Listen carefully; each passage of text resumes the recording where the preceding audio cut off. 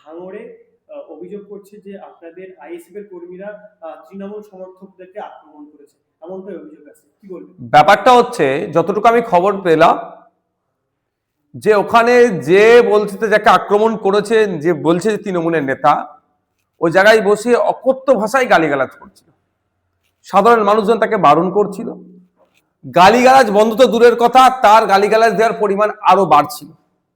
স্বাভাবিকভাবে যখন উনি বুঝতে পারছেন যে এবার জনরোষের শিকার হতে পারি, সেই জন্য ওখান থেকে সেই সময় গাড়ি নিয়ে পালিয়ে আসার চেষ্টা করছিল। যে গাড়ি নিয়ে পালিয়ে আসার চেষ্টা করছে, ওই সময় বরঞ্চ ওখানকার যারা নাগরিক সাধারণ মানুষ আছে তাদের উপরে এক প্রকার গাড়ি তুলে দিচ্ছিল, প্রাণে মেরে দিত। কয়েকজন আহত হয়েছে। এটা রমজান মাস, এই সময় এই ধরনের অকথ্য গালিগালাজ এইভাবে এটা কি মেনে নেওয়া যায়? আর দুর্বল চিত্রনাট্য পরবর্তীতে কি দেখাচ্ছে যে গাড়ির নাকি কাঁচ ভাঙা, হ্যান, এগুলো মেনে নেওয়া যায় না। এলাকাকে অশান্তির আগুনে তোলার চেষ্টা করছে, এলাকাকে বিষে তোলার চেষ্টা করছে।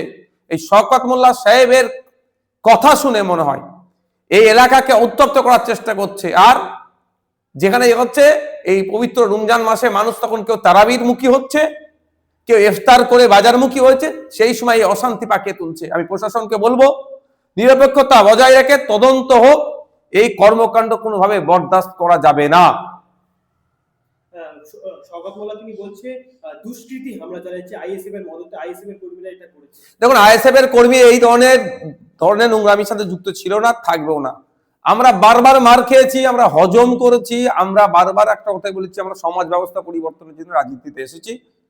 ক্ষমতা দখল আমাদের মুখ্য উদ্দেশ্য নয়, সেই জন্য আমরা এগুলোকে ইগনোর করেছি। আমরা এতবার মার খেয়েছি, এতবার জেল কেটেছি। একটা প্রমাণ দিতে পারবে যে আমাদের ছেলে মেরেছে ওখানে? একটা প্রমাণ দিক।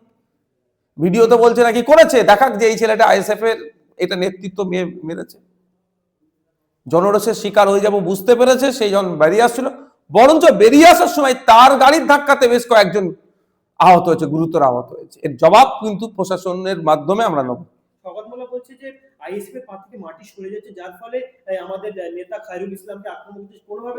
দেখুন, একটা কথা বলি, শওকত মোল্লা সাহেব এখন সাফে কামড়ে ওজায় ঝাড়ছে না, এই প্রশ্ন অনেকটা আছে। রাজ্জাক খার খবর আমরা ভুলে যাচ্ছি না, রাজ্জাক খাকে খুন করার পরে শওকত সাহেবের কাছে এসে দাঁড়িয়ে, সব থেকে কাছে যারা দাঁড়িয়েছিল তাদের মধ্যে কয়েকজন গ্রেফতার হয়েছিল।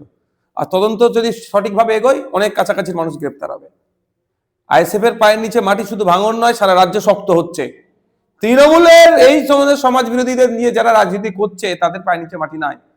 ক্যানিং পূর্ব, ক্যানিং পশ্চিম, গোসাবা, বাসন্তী, হাড়ুয়া, মিনাকা, রাজারহাট, নিউ টাউন, অত্র এলাকা থেকে লোক নিয়ে এসেও ঘটপুকুর চত্বর এলাকায় যে মিছিল করেছিল ভরাতে পারেনি।